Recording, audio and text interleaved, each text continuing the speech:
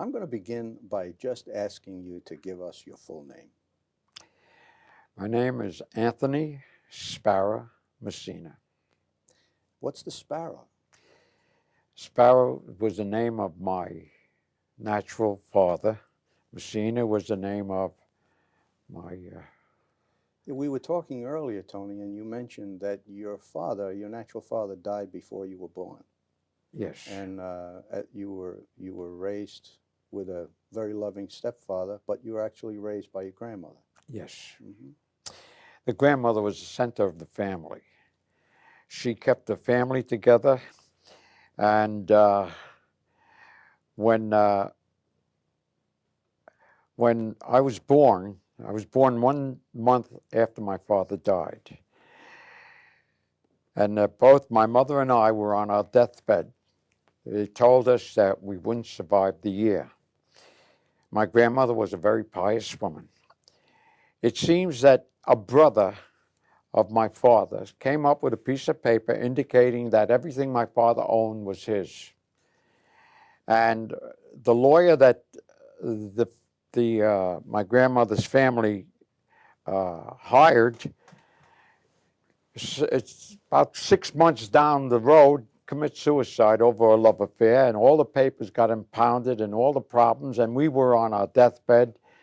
So she made a novena. She was a very pious woman. She said, look, all I want is my children.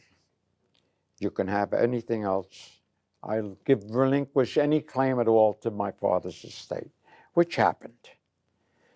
And that's, so a few years later, my mother married, and that's how we met the Messina. But my grandmother is the one that handled everything, and she taught us, and she could only speak Italian, and she would tell you in Italian, if you don't know how to speak Italian, you don't eat. And Was this your mother's mother? yes, Mm-hmm. Cosmanos. They were wonderful people. They were the only family I ever knew, you know. And when I started writing my memoirs, I began to realize how important that woman was in our family. Very important. She kept the whole family together. Did she call you Anthony? Did she call you Tony? Antonio. Antonio. Antonio. You didn't have any nicknames growing up in school, did you? No, that was it. That was it, Antonio. Oh, okay. And naturally, being the oldest grandson, I was a favorite in the family. No question about that. My sisters remind me all the time. Yeah. What's your family situation now? You live in Dix Hills, and I have 2 sons. you have 2 sons. And tell me their names. Glenn is a doctor, and Gregory is an electrician, local 25. Mm-hmm. And they're both married. Mm-hmm.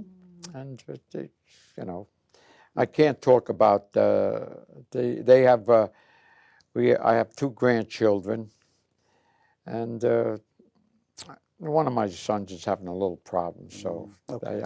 that I don't want to discuss. Sure. As far as the grandchildren are concerned, do you recognize any of your own traits in any of the kids? Do you see qualities? Well, Rosalie is the oldest. She's 5 years old, and my son called me up. He said, "Guess what, Dad?" He said, she's at the Montessori school, and he says they had a counting contest. She counted to 110.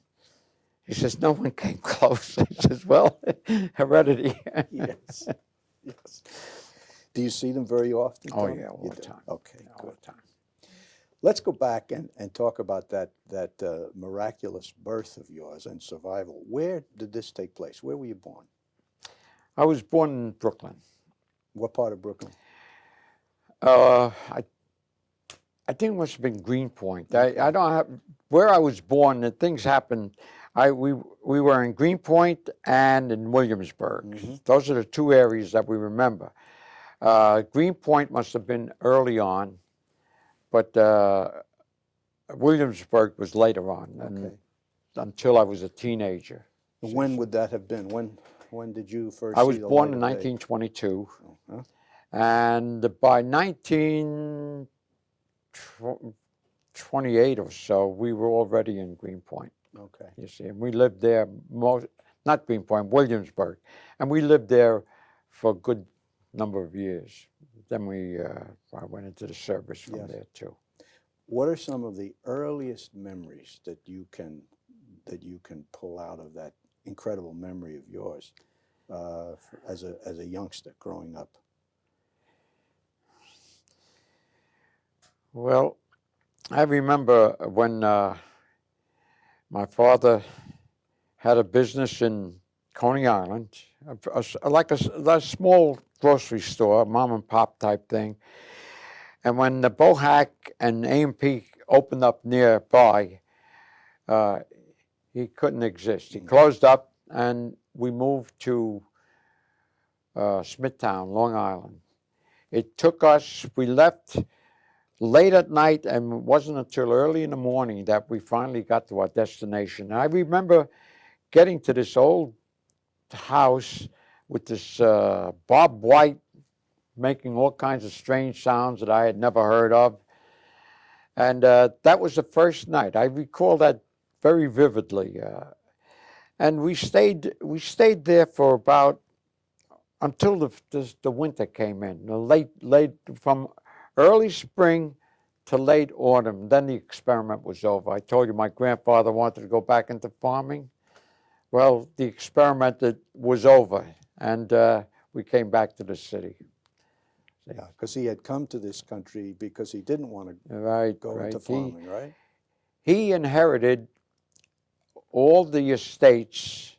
He came from Palermo, Sicily, and he inherited all the estates in his family. And his family went back hundreds of years. So he had vast estates. And I got this information from an uncle of mine, sort of a distant uncle, that was raised on his farm in Sicily. He says you couldn't believe what a vast piece of ground it was. He had orchards. He had his own private lake. They used to stock fish in it and so forth. But he says he just didn't want to become a farmer. And now this is your mother's my mother's father. His name was Cusimano, Matteo. And he was always a businessman. Even when he came here, he had a fish store, and finally he ended up being a food peddler. He had a horse and wagon in the early 1930s, and he used to go to the vegetable market and just go around. He had his own route. And in the height of the Depression, we managed to survive, you know. Really? Do you have memories of the Depression? Oh, I remember when the NRA came in and my mother got her first paycheck. It was, I think, $10. We celebrated, you know. It was just terrible. Yeah. Just terrible. But you weren't affected the way some families were affected. You said your grandfather was always managed to make. Yeah, well, he was always in fruit and vegetables, and my grandmother was always a great cook. And what happened was when they came back from Smithtown, they moved into an area that a lot of relatives were there. Their cousins and her sister-in-law, they all lived in Williamsburg around Marcy Avenue and Ellery Street. They all lived right around, and so some of them had these railroad flats. You know, they owned apartments, and we moved in whatever apartments were available. And so it was now the family sort of was enlarged, because when we had holidays, it wasn't just us; it was the whole group, the whole extended family. And it was always like a 3 or 4 day affair. The women would start cooking or start making their cookies like 3-4 weeks ahead of time. They would all get together at night, and the men would play cards or whatever. You had a rich family experience growing up. Yeah, the family experience was excellent. Yeah. In fact, my mother, after the grandparents died, my mother sort of kept it up. When my father died, Messina died, she lived with her daughter, and all the rest of the children moved within 2 or 3 miles from her. So we were always together. And even till a few years ago, she would call up and say, you got to come for dinner tonight. And what is it, Mom? It's my birthday.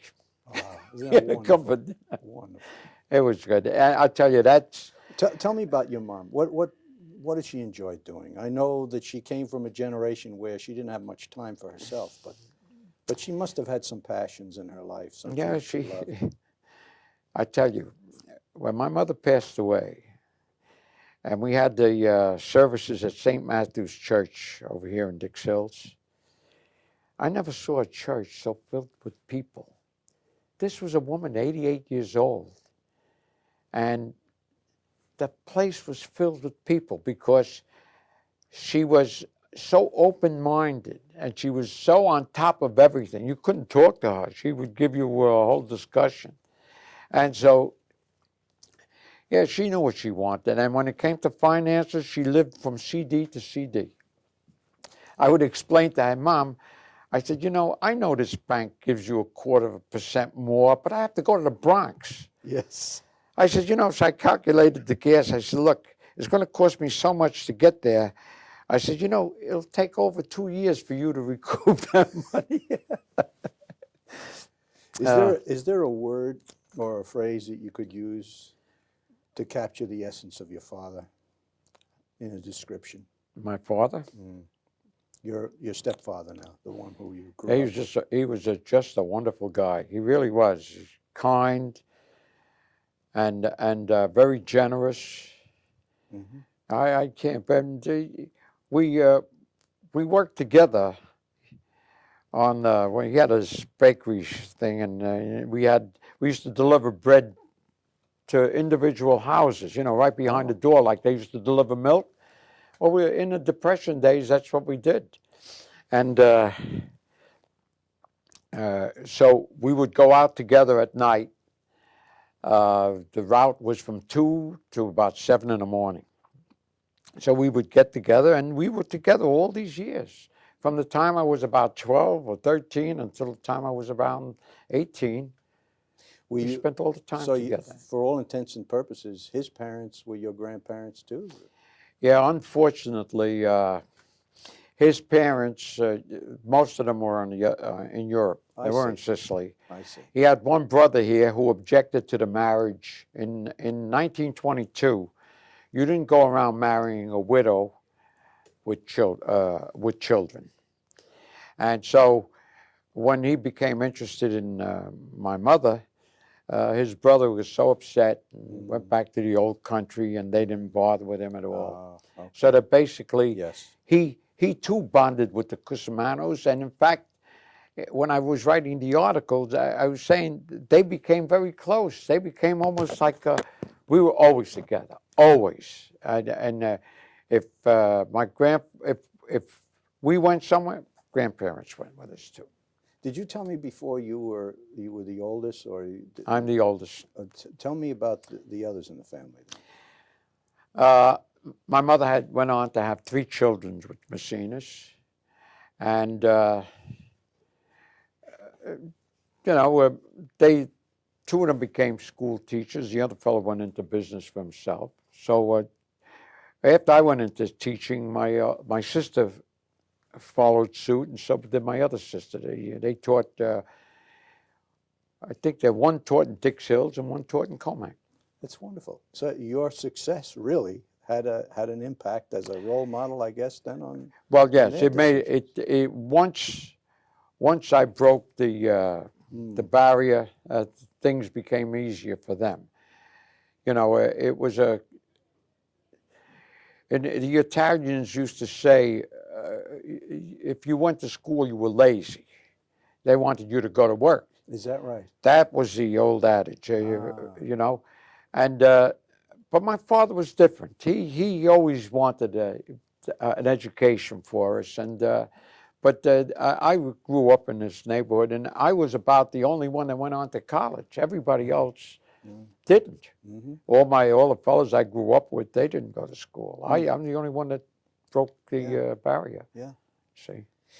Now, this is a tough question, Tony, because there are so many ways of answering it. You've already answered it in many ways, but I'm going to ask it again so that you can think of it perhaps in a different context. If I were to ask you what you learned something that you learned from either, one of your brothers or sisters, or something that you learned to this day that you take with you from your grandparents.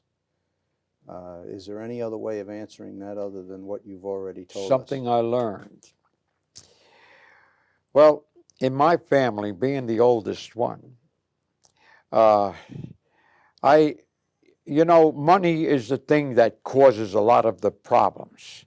As soon as the parents pass on, all of a sudden there's animosity between the children.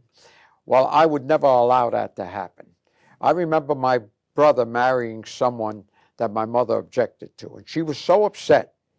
She said, "I want you to cut him out of the will."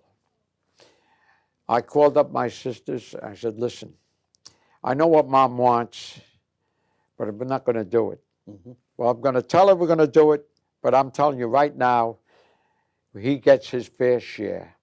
I don't want to know from anything because we got to live together as they go on. And so I've kept this type of philosophy right through to the point when my mother died.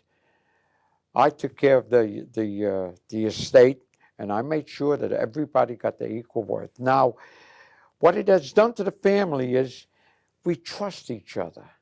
We trust each other. It doesn't, because we don't seem to have that greed. That oh, I got to have this, I got to have that. And so if I learned anything, I learned that and as a family, there is no such animosity among the brothers and sisters. Your life growing up, as I've already remarked, sounded just idyllic in terms of its grounding in family and respect for one another. Were there certain times of the year that you remember as particularly important? Holidays, for example, or vacations, or doing things together? Well, we were poor in the 30s. I was a teenager, and we were very poor then. So there wasn't any big gifts like you see today. However, the families, the cousins, mostly the cousins, and I guess they How must many have. cousins did you have, Tom? Oh God, no, these. I never realized that they were, because you see, the Yeah. brothers and sisters of my mother's side, I realized they're my uncles.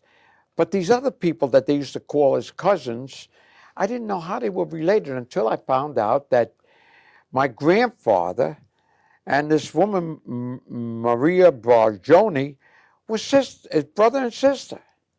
And so she had a family with one of her daughters had about 5 or 6 kids. And so naturally, and they all were grown up. And so that side of the family, and it just didn't strike that we were related, but they were. And we would get together. We all lived pretty close. And there were a few friends, too, that lived together. They didn't have anybody. They joined us. And they'd had great times, I'll tell you. The front room of these railroad houses was sealed because it was like going into a refrigerator. But on holiday time, what they had in there, they had small chairs, they had little wicker chairs all around. And they would have a kerosene stove, a real big tall one, and that's how they would heat up that room. This is before central heating. Yeah, right. There was central heating, but we didn't have any. Okay. Well, they would have a piano in there, and for the holidays, some people knew how to play a mandolin. They would get together, they would sing songs, and then there were the younger ones that became the clowns, and they joked around, and they could be as many as 30 or 40 people, Good party. And the parties generally went for at least 3 days. So then I guess there's an answer to this question, which I'm anticipating, and that is, besides your mother and your father, and of course your grandparents, there were other adult influences in your life that had formative effects upon you. My Uncle Sal and my Aunt Anna, that's my mother's sister and brother. They were very influential. When I was living with my grandmother, they were bachelors yet, you see. Yeah, So yeah, they okay. treated me, a Yeah. lot like the little kid. Yes, yes. They were already pretty grown up. So I remember my Uncle Sal gave me my first Lionel train. I'll never forget that. See, incidentally, that's one of my hobbies. Is that right? Yeah. Oh, you have a setup, I guess. No. When Or you're just a collector? Are you a collector? I had a of all? setup in the city, Uh-huh. and when I moved out here, I thought I was going to fix up the whole thing and so forth. Put the wood up in the attic, and I never got around to finishing it. Yes, yeah. So now I just display them on a Oh, shelf you do? or something. Okay. Yeah, and All right. I enjoy Mostly the Lionel? mostly 9 out there. You don't have any of those big ones that they used to I exist? have the You big do ones those too. At Oh, my that's age, I'm going to have big incredible. ones. Oh, incredible, yes. In- Go ahead, go ahead. In fact, one of my sons, he started buying trains on the internet, and he gave me a couple of trains that I never even saw as a kid. Okay, you mean to say passenger or freight trains? They had one train. Yeah, they had these here. Yeah, I know there's the Big O gauge, standard O gauge gauge, are the little standard ones, the gauge. standard gauge, okay. Standard gauge, yeah. So All right. he gave me a couple of sets. He knew I wanted one, so he gave it to me. 27, is that what it is? Yeah, 27. Oh, 27 Oh, 27 and then they have HO gauge and HO, N gauge yes, and so yeah. forth. Who influenced, Tony, your choice of education or becoming a teacher? Who had the influence there that No, it came on my own. did it? Yeah, it's because I had such a difficult time in the early years. I found that if I didn't envision something, it would not sink in. And so as a result, I used to struggle and struggle just to envision the theory. And fortunately, I lived at a good time. The radio came in about 1935 when GE put out that radio set, and somehow I got interested in electronics. I just couldn't understand how a piece of metal could communicate sound, and I got interested in it. In those days, the only literature you could get was Girardi had written a book called Radio Physics, and what he did was, when he described the condenser, he described the old Marconi condensers, the Leyden jars, and that would become a condenser. But then as they came into the paper condensers and the tinfoil, he didn't bother to drop out. He just added. So the book was about this thick. And if you read it from the beginning, it was like coming over with Columbus until the point. But anyway, I got interested in the theory, and as a result, I had to try and envision how these things occurred, how the electrons flowed, and so forth. Well, as I was having more and more success at it, I gave some thought to trying to explain these things, and I would explain how I would envision it, and I found that they would understand what I was talking about. Mm-hmm. So it's a little by little as the time went on. And who would you be explaining this to now? Well, if I explained it to anyone. To anyone? Yeah, Okay. right. That like in the family, anybody? even a technician. When I explained it to a technician, he would understand it. Mm-hmm. And little by little, I felt that I didn't mind getting up there and talking to people. Okay. So I enjoyed that. Yeah. Now, you mentioned earlier, you were talking about some very, very close friendships that you had in the early years. We were talking before the interview began. Yeah, George. Let's go back to that. Talk a little bit about those early friendships that you had. Well, if you picture a boy 6, 7 years old, can only speak Italian, all of a sudden they put him into the school. There was no such thing as bilingual or anything. You just had to struggle. And when they put me in this kindergarten, I recall this one fellow became friendly. His name was George Gross. And fortunate for me, we were practically in the same class all the time. We went from, my early years were in junior high 148, only for the first year. And then we went to PS 164 for the second year on up to, I think was a 7th or 6th. And so we were together through all those years. And then we went back to junior high. We finished that, and we ended up in Eastern District, and we were together all that time. Now, George was a middle child, and I recall when he told me to write the name city on that index card as to what college I was going to go to, and I didn't even know what city meant. I said, "What city?" He says, "Oh, it's okay. My brother goes there, and it's a very good school." So I put city on, and lo and behold, comes Christmas week. I got a letter from City College that I was accepted on my average. George wasn't accepted because he fluffed off in the senior years. And he was so upset. You had mentioned that you had to struggle all these years, whereas George, it came easy to Oh, him. yeah, he was bright, very bright. But bright, you bright, struggled. bright, It came to a point, though, where he began to relax, take it easy. You were still struggling. Yeah. And so your grades began to exceed his. Isn't that right? At some Exactly. point? Exactly. We crossed each other. And in my senior year, I think I had a 93 or 94 average, and he must have had about a 90. But he was a brilliant boy. He went on. He graduated from City College and so forth. He became a teacher there. He became one of the professors. And finally, after the war, they needed so many civil engineers in Europe.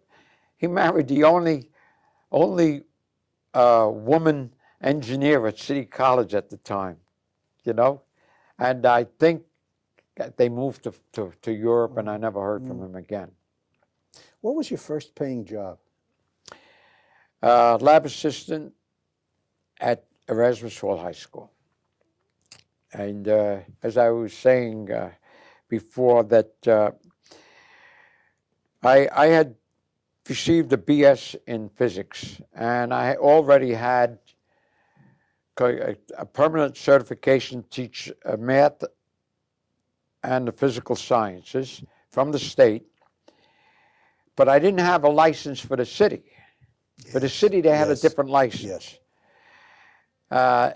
So I was only able to qualify for the lab assistant, physics lab assistant at Erasmus Hall High School. When I saw the first graduating class go through, I felt like I wasn't using my talents to my satisfaction, and I knew that I would become depressed. So I went back to City College, and I... Now, when did you take this job as a lab assistant? I mean, was 1951. Okay, was this was after completing a certain amount of school? Is that when you took that? I had graduated from CCMY. Right, so your first paying job then was that's outside of the family was that job. That job, yes. Do you remember what you got paid? Oh yeah, I got paid $265 for the month. For the month. Yes. And I remember one fellow by the name of Bill Lindler. He seemed like a typical biology teacher. He had a tremendous sense of humor.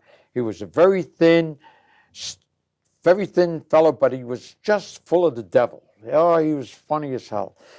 So one day I was sitting in the physics office talking to him, and a little bell rang in the background. Ding! He stopped his conversation and he ran like hell someplace, and I'm looking at him. I don't know what happened. So about 15 minutes later, he came back. I said, "What was that all about?" He says, "Oh, he says, and when they used to give you the check, you had to go down to the lobby to pick it up, and they would ring the bell, and the teachers that were free would go down and sign for their check." He says, "I've been here 25 years, and I'm still wasn't able to become number one." We haven't talked about somebody at all yet. We haven't talked about your wife. How did you meet? Tell me about her and how you met. After I got out of the Army, I was kind of bitter. I felt that I'm not a regimented type person, and I just didn't like the Army. I disliked it completely. And when I got out, I felt that the best years of my life had been taken out. But I did serve a purpose, and I did what I had to do. Now, you mentioned you were stationed mostly in the South. I had a very pretty responsible job. I was a communication inspector. I had already had all the training for it, and it was a job that was absolutely wide open. They needed a lot of people, and my job was to inspect all the equipment before it was sent over. Okay. And so, but when I came back, I felt kind of down. I said, "Gee, I was already I was 26 years old, and I felt that, gee, I've missed all my teenage years." And I was sitting home one day, and all of a sudden this girl comes up to the house, and I asked her, "Well, what do you want?" She said, she mentioned my sister's name. My sister was going out with somebody else, and they arranged a double date for this girl. And they hadn't shown up yet. I was still home, and that's how it started. After we met, we went out. Then I asked her out. And what's her name, Tony? Claire. Claire. Claire. Okay. And we've been together for, in fact, we just celebrated our 50th anniversary. Wonderful. And I was telling her, I said, Claire, I said, we've been together for at least 52 years. And we believe in just doing everything together. We don't take separate vacations. We've never been apart. Yes. Even from the moment we met, we just went on, and we've always been together all the time. And she loves animals. And she's one of the kindest people I've ever known. What a nice thing to say. Really kind. I mean, she's still subbing. I said, "What are you subbing for?" In fact, today... She must enjoy it. He says, she says, she said, they treat me so nice. The children like me. And she goes with these special ed kids. So today, she was called this morning, and she came back with the card, and she had 3 or 4 periods free.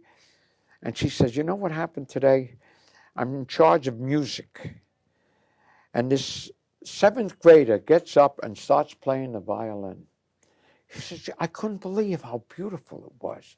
And the 7th grader said to her, "Oh, he says, I always loved the violin." And then some other kid gets up, and with the piano, they had a whole sequence together. She says, "You can't believe what a beautiful sight that was." Yes, I can imagine. And so she enjoys herself. That's wonderful. Wonderful. So, Are you a morning person, Tony, or are you a night person?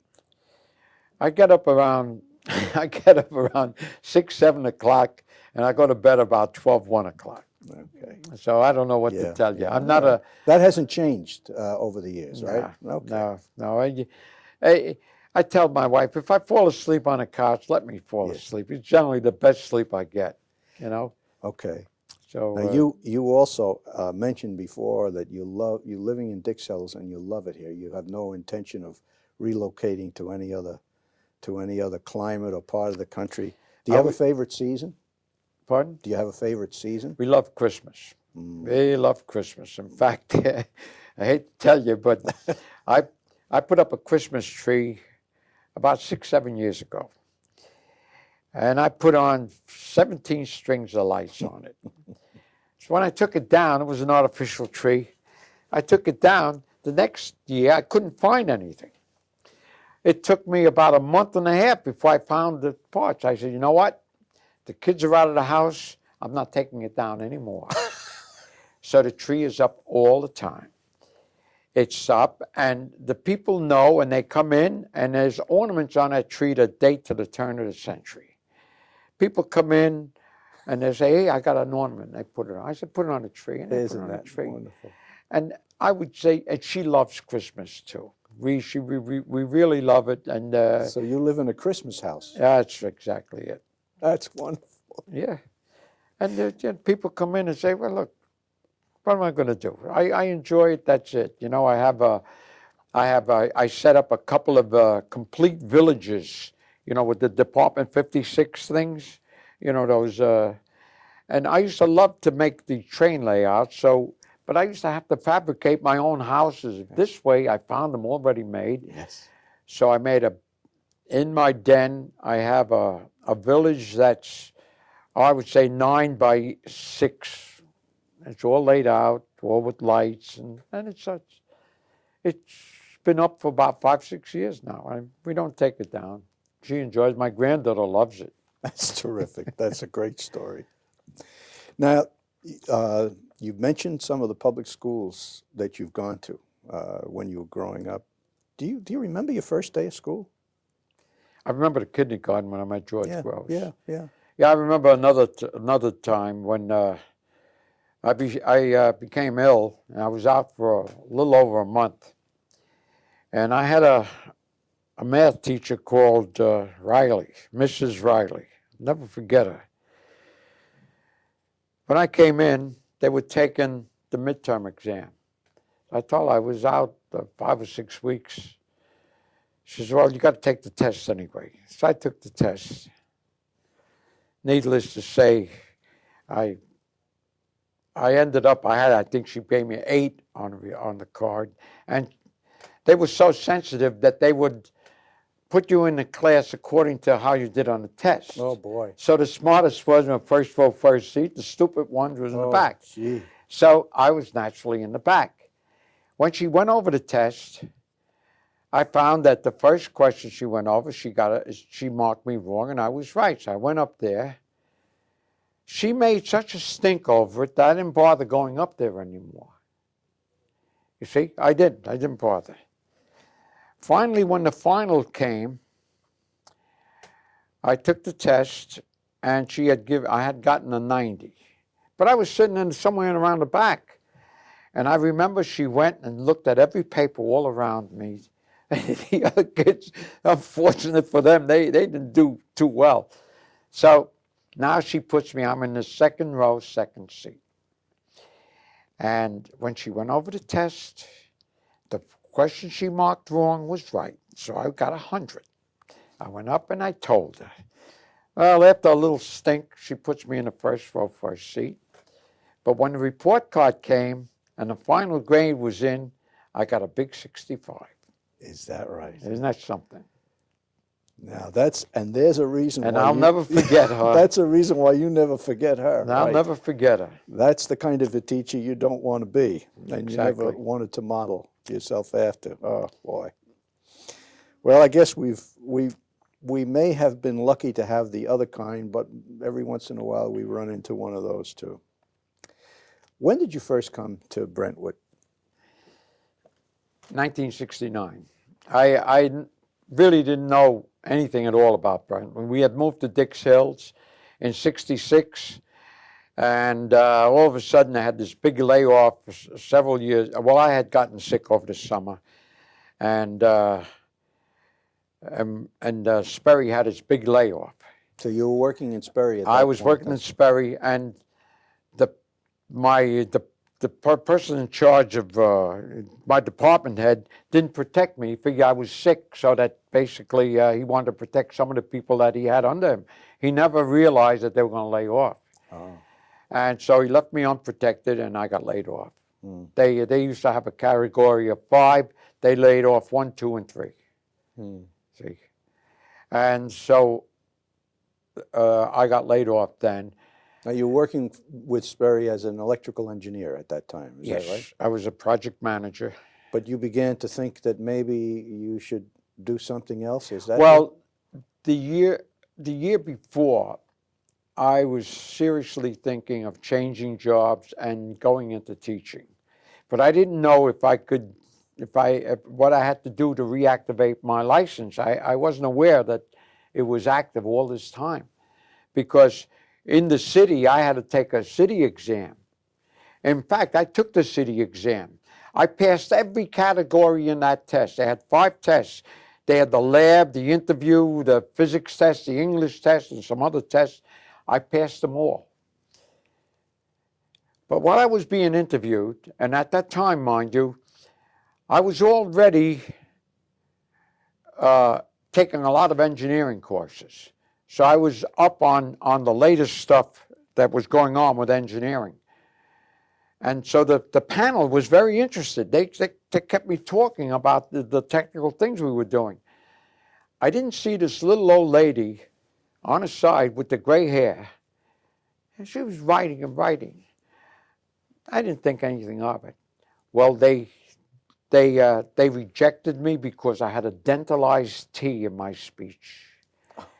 Well, I became so furious that I resigned from a lab assistant right on the spot. I went back. I said, "Forget it. I don't want to be here anymore." And I went to Bendix, and I got a job there. You see, but I did take the test, but I didn't realize that the state license wasn't valid in the city. Right. And I didn't think that my state license would be valid on the island, too. So that's what I thought about it, and I just wanted to get there because as an engineer, I had opportunities to write manuals on the equipment that I wrote, and I had to explain them, and I enjoyed doing that. Didn't bother me at all, see. So that experience the year prior, and then the layoff at Sperry's, and now you are looking for a job. Right after when I got laid off, I decided I wasn't going to work for a year. I felt that after working 17 or 18 years, I'm entitled to a year off. And I wanted to live. I always loved to paint. I wanted to start painting. And I wanted to do some of the other things that I was interested in. So I started. I was doing that, but in the meantime, they started laying off all around me. And after about 6 months, I decided, I better do something about this. And rather than, in fact, there was one engineering company, Instrument Systems, called me up, and they said, we heard about you. You were working on this particular project with these other people, and we want you to come for an interview.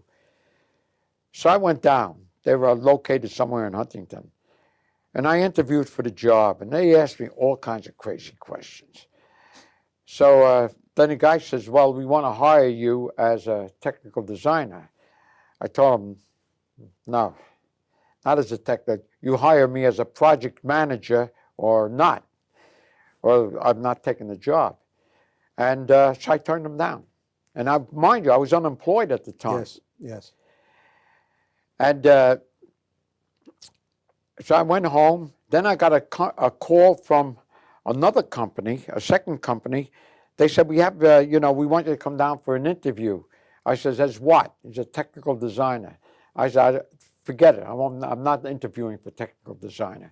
He says, what should we do with your application? I said, tear it up.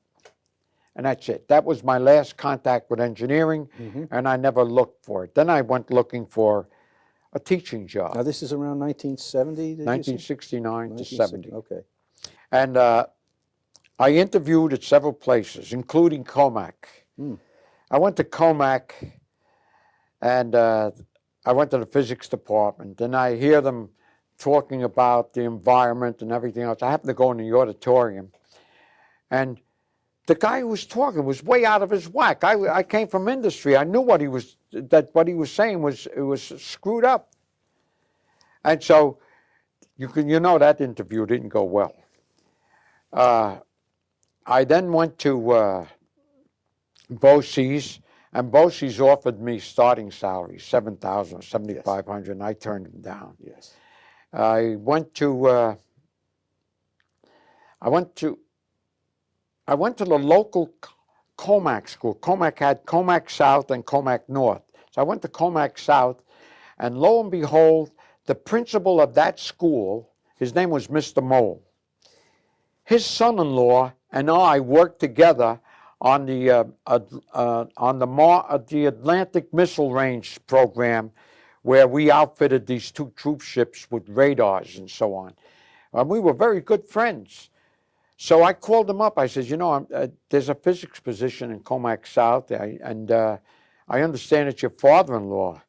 He says, yeah. He says, well, he says, I'll talk to him, I went down there, and the fellows, now I hadn't been teaching at all, but I did have my training from Stuyvesant, and I did have 15 years of engineering experience. So this fellow comes up and he says, okay, take over my class, teach my class. I said, okay. So I got up there, and he was teaching Lenz's law. Now I even remember the topic. And it happened to be an honors class in physics. Well, I went through that thing like nothing. I mean, I showed him the experiments. I called on everybody in the class. I even called him. So I called him. I said, I want 100% participation. You're going to sit in my class, you're going to participate. Well, after the thing was over, he said, how long has it been since you've been teaching? I said, 15, 16 years. He says, well, you couldn't tell. I said, what is there to tell? I said, I know more than any of those kids in there.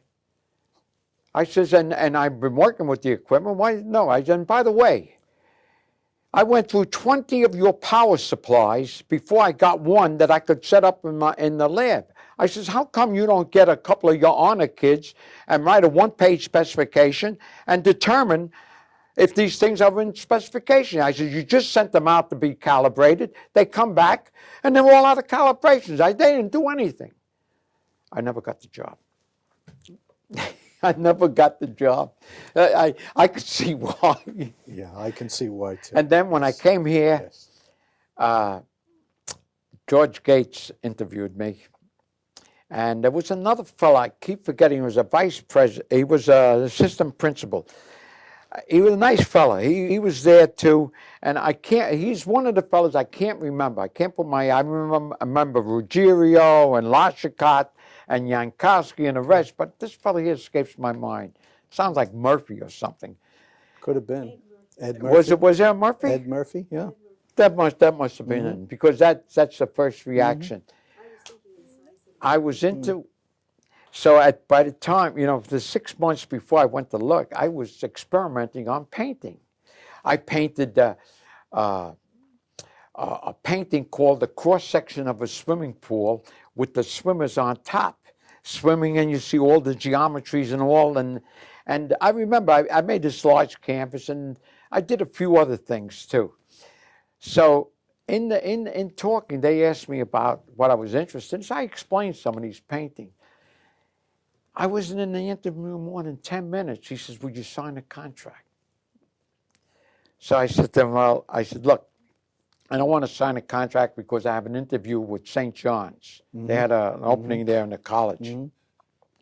I said, so I want to be uncommitted until then. Yeah. I went down there that afternoon. I didn't hit it off. They offered me like $10,000, and I just wasn't going to do it for that kind of money. And I came back here. I said, okay, give me the contract. I signed it. And I signed the contract. This was April. I signed it for September. Yes, wow. And did you remember Dave Martz? Did you work with oh Dave yeah, I knew Martz? Dave. I knew Dave pretty well. Knew Reese, Yeah. Forte.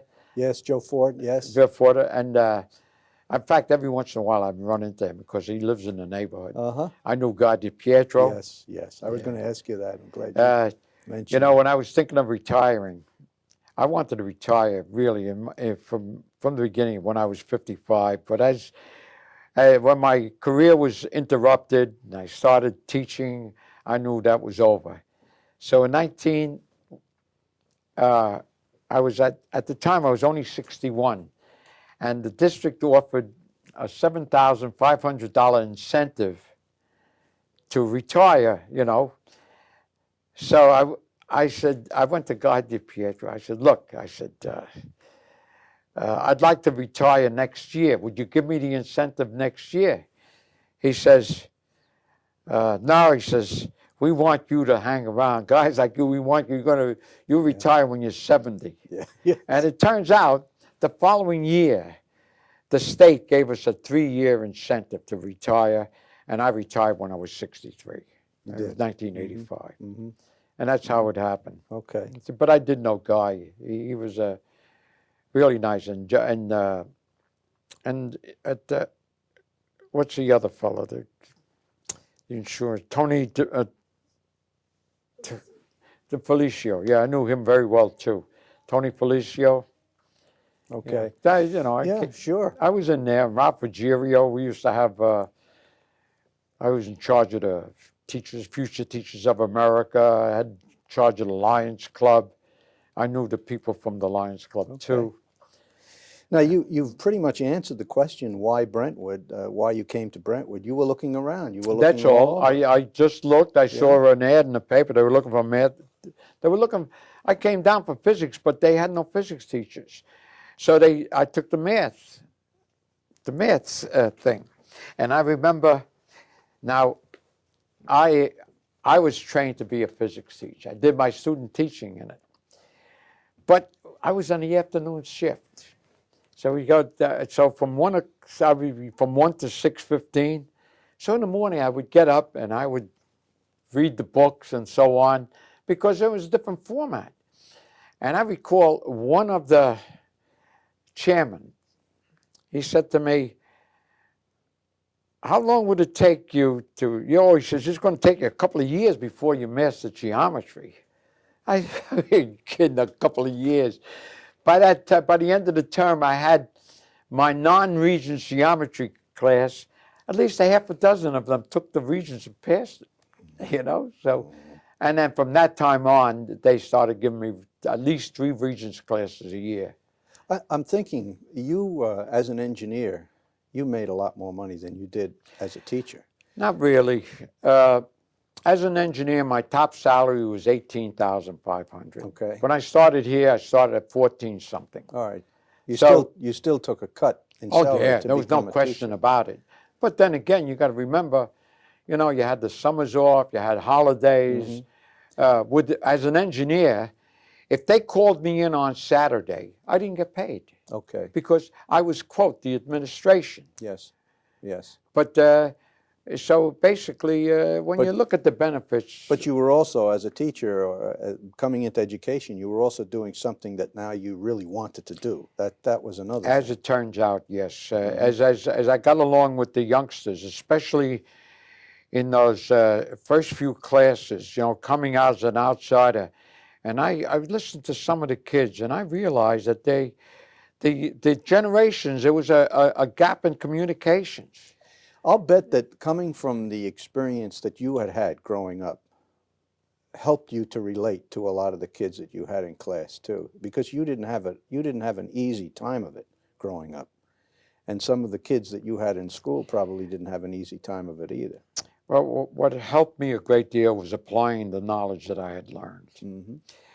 Certainly, my knowledge of electronics and my knowledge in designing it was extremely important. In fact, I don't know if you're familiar with the quadratic formula. I am not, Tony. They have a little radical sign. When they say the square root of 4, people say 2. 2 plus 2 times 2 is 4. Yeah. Well, what happens if it's negative? How about the square root of -2? It doesn't exist. So that quadratic formula has the radical b squared minus 4ac, and the terms take on physical characteristics. There's a natural frequency of the system. Everything vibrates at its own frequency, resonates. Like a bottle, when you get that one tone. Natural frequency is there's the inertia of the system. It takes a certain amount to get that thing moving, and the frequency of the system. There's always that pullback of the frequency. That's b squared minus 4ac. When in the physical design, if the terms, when you put in the numbers, turned out to be negative, that meant that equipment could not be designed.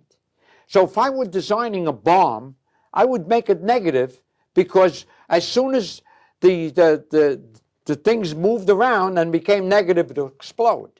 Oh. You see? Now, if I were designing a fighter plane, and I was putting the autopilot in there, I wouldn't want that plane to vibrate because it had a natural frequency. So the designs would always be many cycles away from its own natural frequency.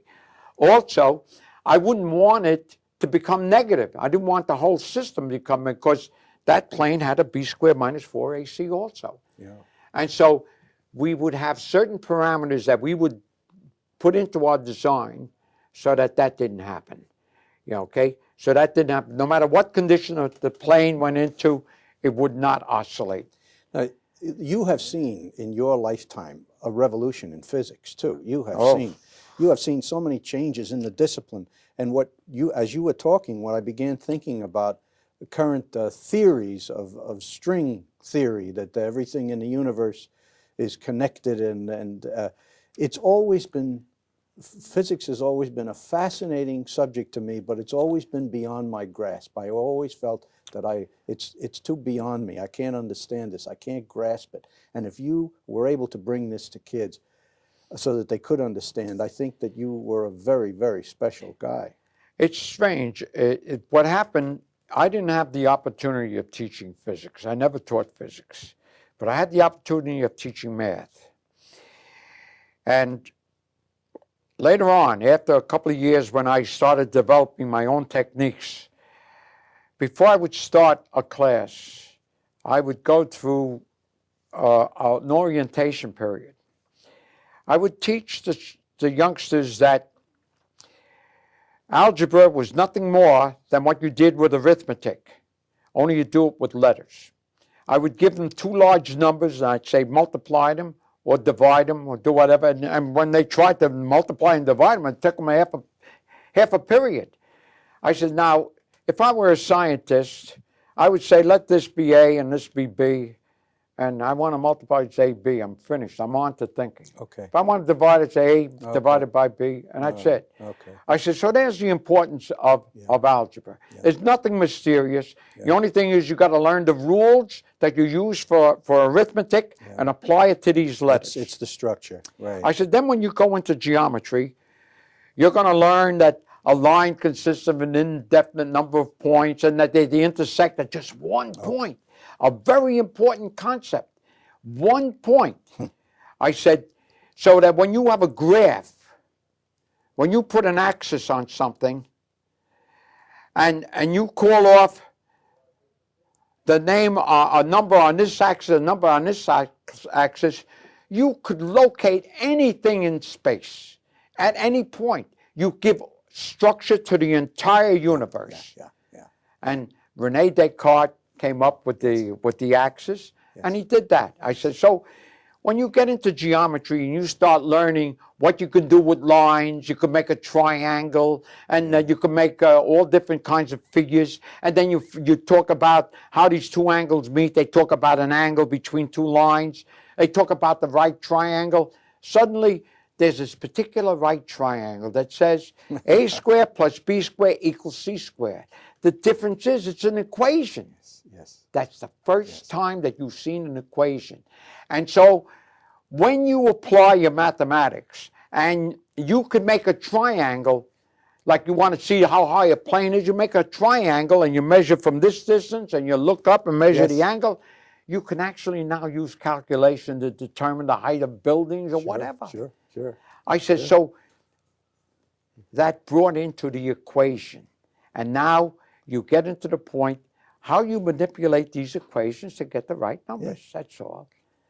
And so, you know, when you were just talking right now, I could feel your passion about the subject. Oh, well, it still comes across. You haven't lost that for a minute, Tony. And then when it comes to the trigonometry, now they have up and down motion. They call that harmonic motion. That's the way the world generates. It goes around and around the solar system.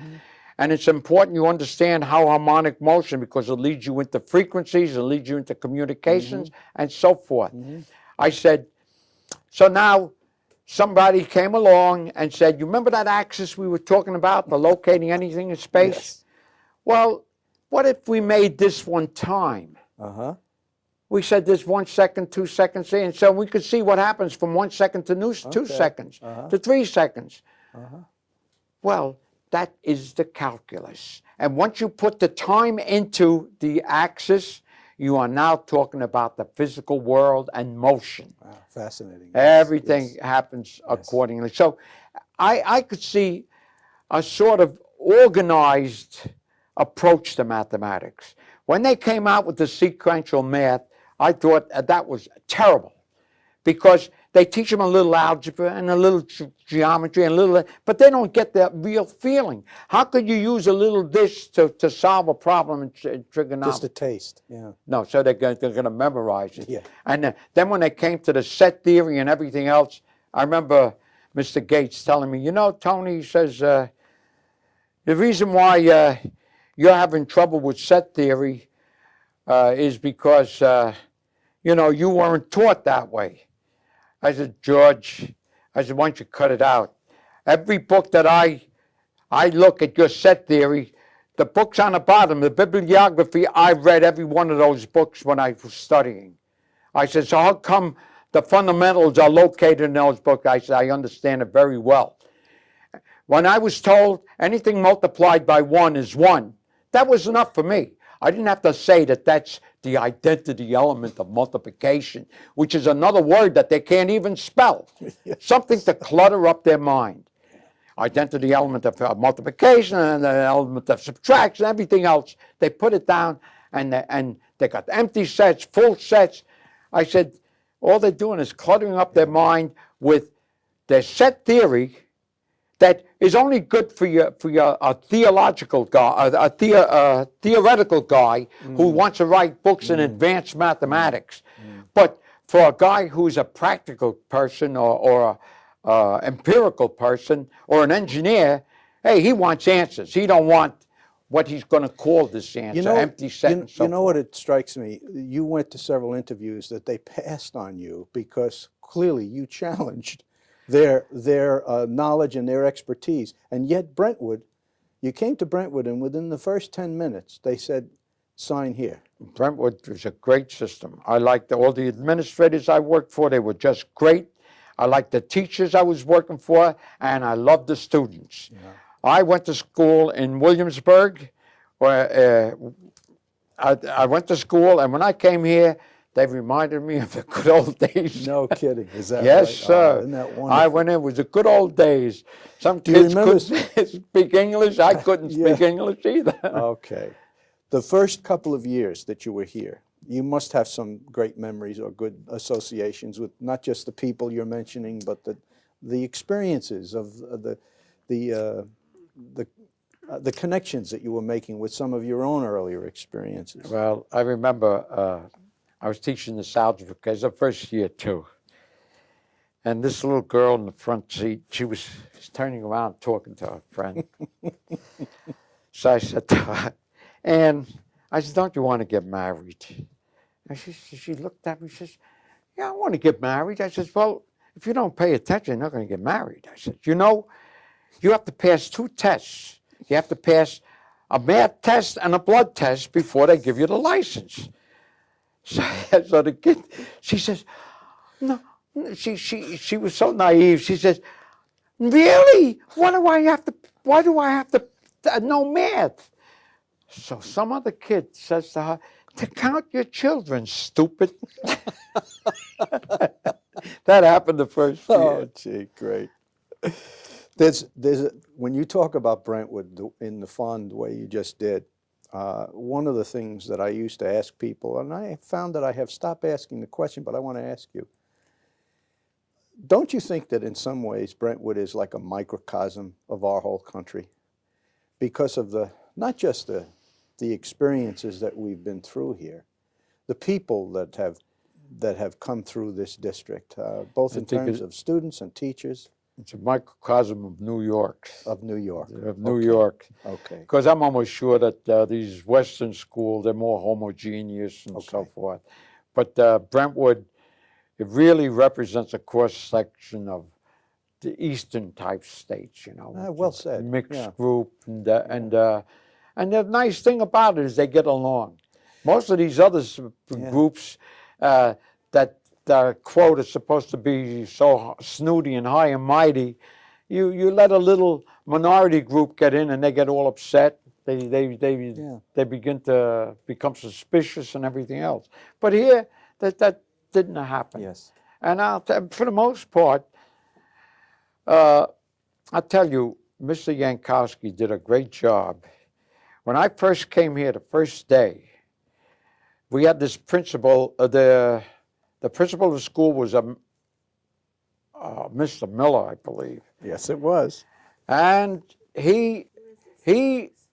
we were in the auditorium, and he's explaining to the kids their rights and everything. The kids misread him.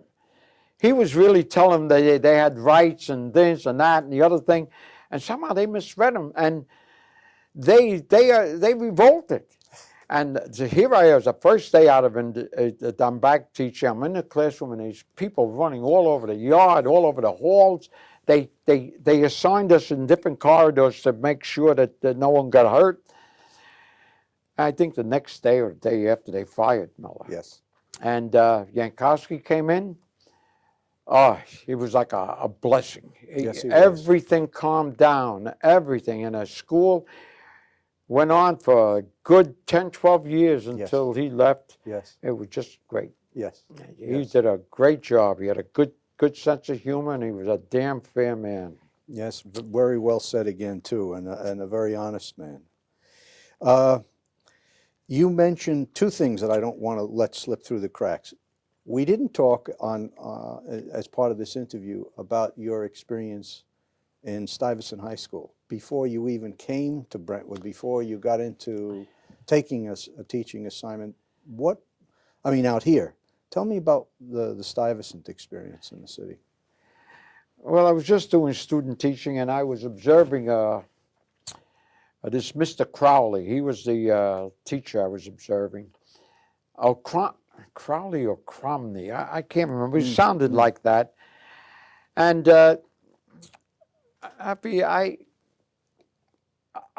when he was teaching, there's certain things disturbed me because I had this visual approach, and I felt that it should be taught a different way. And finally, he started letting me take over the class, and I was teaching it the way I wanted to teach, you know. And I related to the kids. The kids, we got along very well.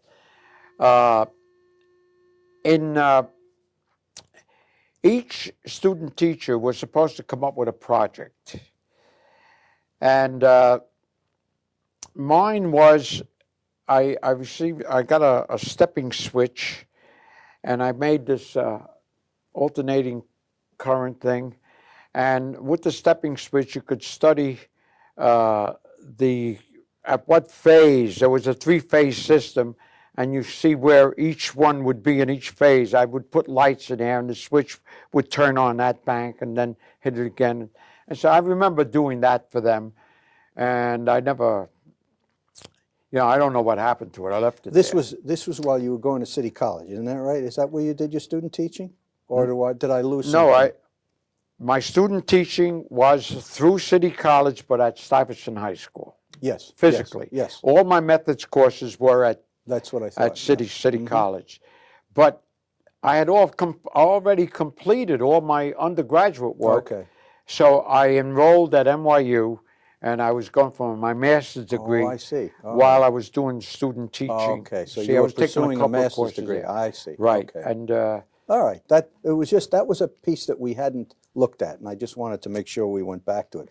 Now, to slip back, you're into your first couple of years at Brentwood, and you also alluded before that while teaching here, you were also involved with other student activities. You were involved outside of the classroom. You mentioned something with, was it Joe Fort that you were working with, or Ralph Ruggiero, or somebody? No.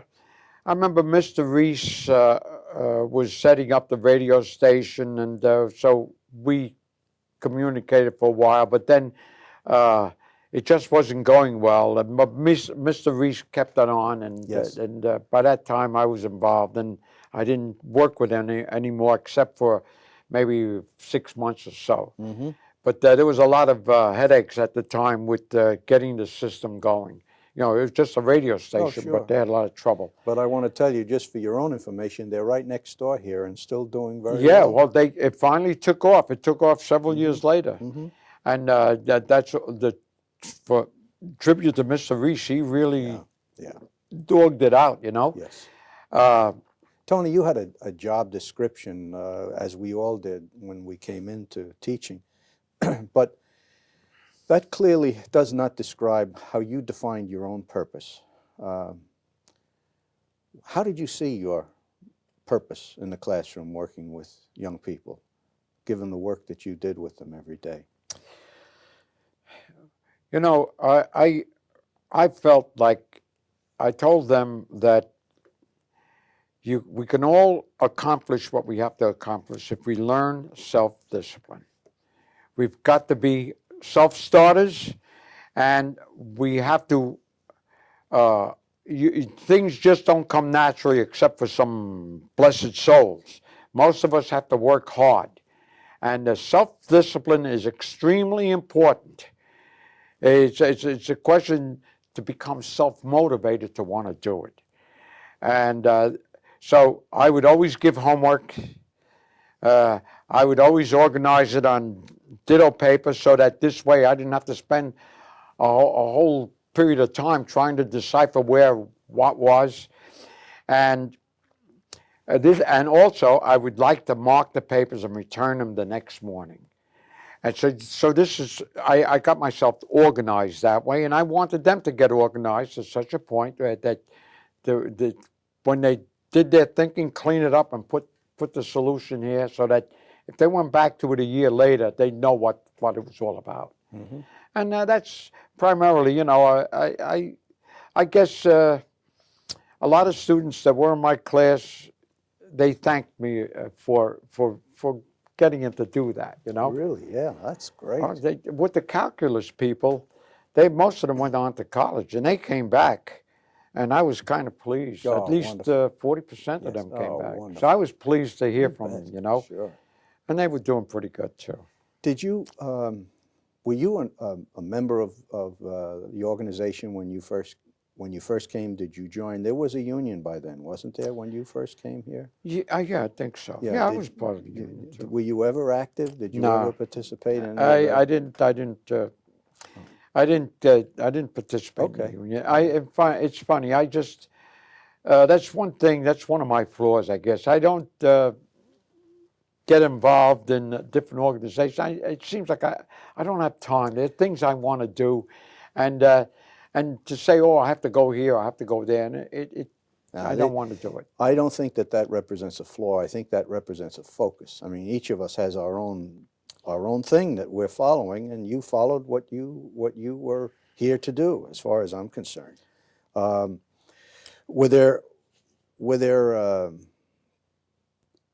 Were there times that, well, first of all, do you maintain contact with any of the people that you taught with or you work with while you're here? Did any of those relationships? From time to time, I see Mr. Ruggiero. Bill Trulio, he taught at Ross. We're very good friends. I see him quite often. Ralph Ruggiero. Fortes, I see him occasionally. We run into each other, you know. And you mentioned you also run into former students occasionally. I think you said you bumped into. Yeah, that's great. You'd be surprised. You just don't get away. One night, my son went on a boat. He had a boat, and he went to Bay Shore, and 2 in the morning, he wasn't home yet. I was worried, so I called up the Coast Guard, this and that.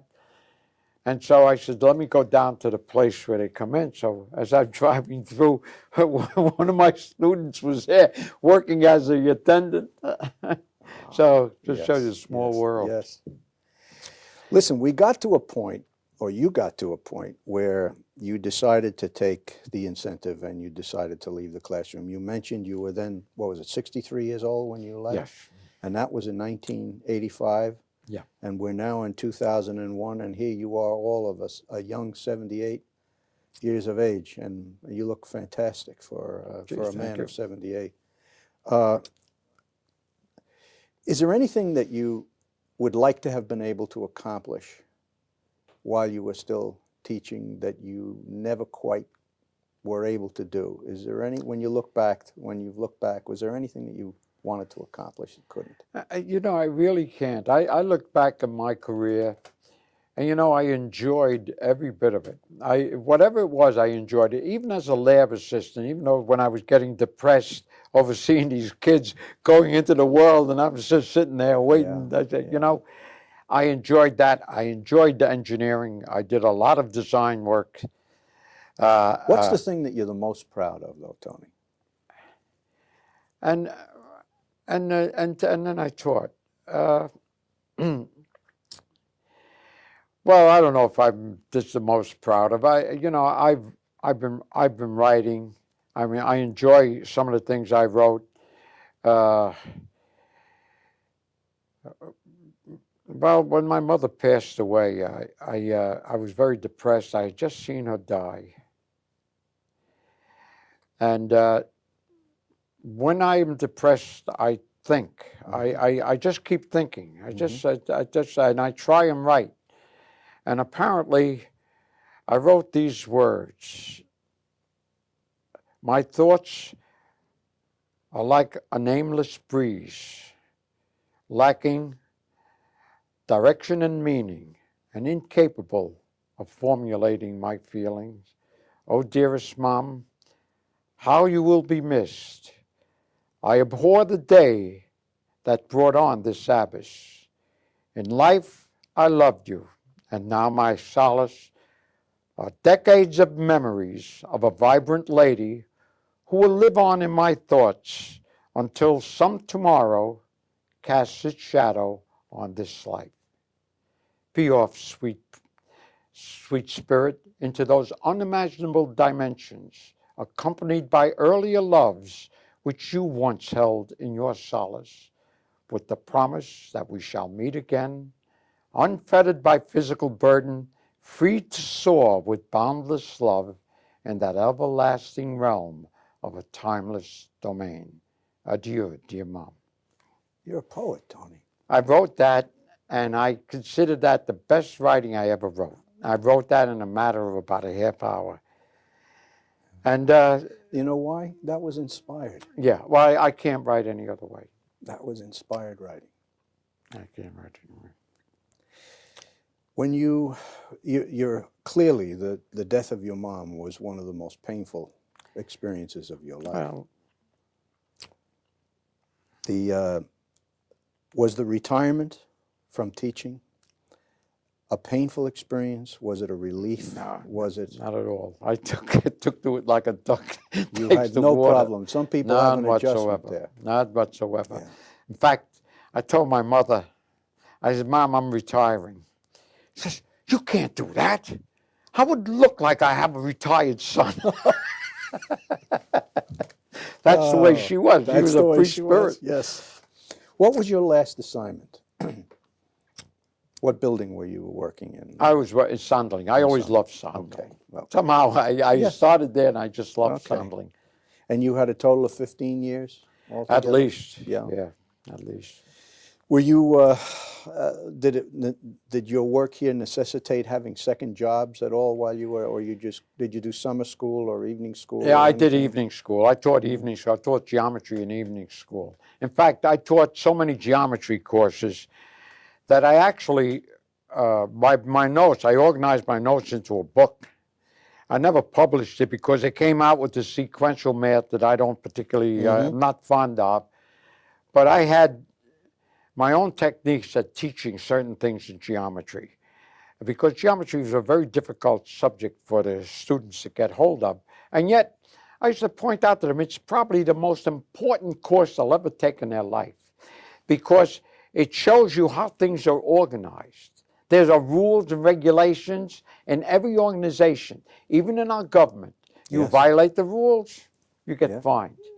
I said, so if you're in outer space and you're watching them playing baseball, and the guy says he gets 3 strikes, you're out. He said, no, I want 4 strikes. No, he's got his axioms and stuff that he has to work with. I says, he can't. So every institution that you are going to touch works according to the rules that you're going to learn in geometry. Everything. Yes. Even your family, the way you raise your kids. So so to me, I taught many, many, many courses in geometry because I used to have a minimum of 2 courses in each semester, and at night I would teach a course. And I did that for a number of years. And besides geometry, what else was it that you I taught trigonometry and calculus. And calculus. And every once in a while they throw an algebra class. But the algebra class they gave to me at the beginning. Yeah, okay. Why did you retire? You were a young 63. I wanted to, I Do still other wanted things. to do the things I wanted to do. Okay. Write, paint, Yes, that's and it. so forth. And you've done some of those things too, haven't you? Yeah. Since then. Yeah, I've painted about 40 canvases. But do you work I've written about 30 different pieces of things. Do you? Yeah, I have my own books, and if I write the story of my family, which is important to me, I wrote tributes similar to the one I wrote to my mother for different people that were important to me, and I intend to incorporate them in the book as I go along. You see. Have you got to the point where you're showing this to anybody? Are No. you talking with any publishers? Or No, I you don't. do it for your own enjoyment. I I do it take for my own enjoyment, which is perhaps and the my best family. motivation, the most, and for your family, as you say. Exactly. Great. Exactly. Well, I hope this video will be part of that legacy and will provide some insights to those who watch it down the road. Yeah, I have hobbies like this, trains. Yeah. I mean, trains, and I have stamp collecting, and postal history, and when I hear someone say, "Oh, I don't know what to do," I say, "God, give me the time. I'll show you what to do." Exactly right. And I'm busy all the time, and when I was in my bachelor days, I used to love to go dancing. I still love to go dancing. When I hear the big bands, I just go crazy. Yes. And you know, I have an acre of ground. I landscape the whole acre. I have my own pool. It's all landscaped, and I'm the only one that takes care of it. I cut my own grass. I plant my own whatever. That's terrific. Because That's terrific. as you get older, if you don't become more physical, you're going to pay for it. And so you have to lose weight, you have to eat properly, and you have to keep exercising. Well, you're clearly And doing so all of that's those it. things. And You know, before we were talking about powerful books in our lives, and you mentioned the singularly most important book that you read. Tell me again what that was. And when I was a teenager, I read the book Mansions of Philosophy by Will Durant. Now, when I read the book, it was completely over my head. In fact, now that I have reread it again, he puts down in the preface, he says, look, he says, the metaphysics is very difficult. He says, go to chapter 5. So basically, it's a book on philosophy. And a book, at one time, philosophy encompassed all knowledge. And the windows in the mansion represented the different sciences. He says what's happened is the different sciences have abandoned the mother, and they've gone off on their own. And at one time, people had a philosophy of life. Now they don't. You go to school and it becomes a vocational school. As a matter of fact, he wrote that book in 1929, you said. And in it, he predicted how the families would fall apart through the Industrial Revolutions. The women will find added freedom. They become economically independent.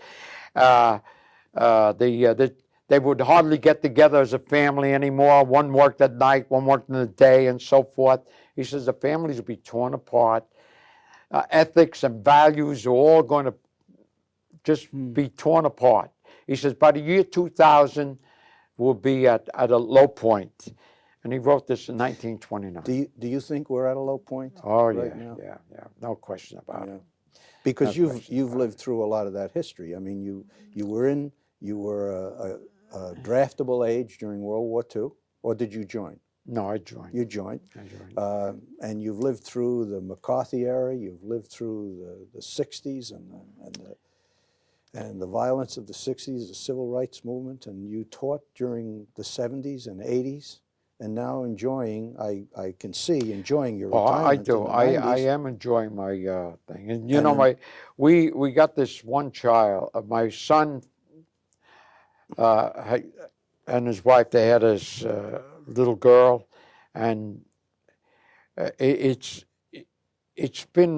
really rejuvenated us, because now you see this little life coming forth and all bubbly and everything else, and so it's really wonderful. We enjoy it. And my son, he calls me up all the time. There isn't a day that doesn't pass that he calls me up.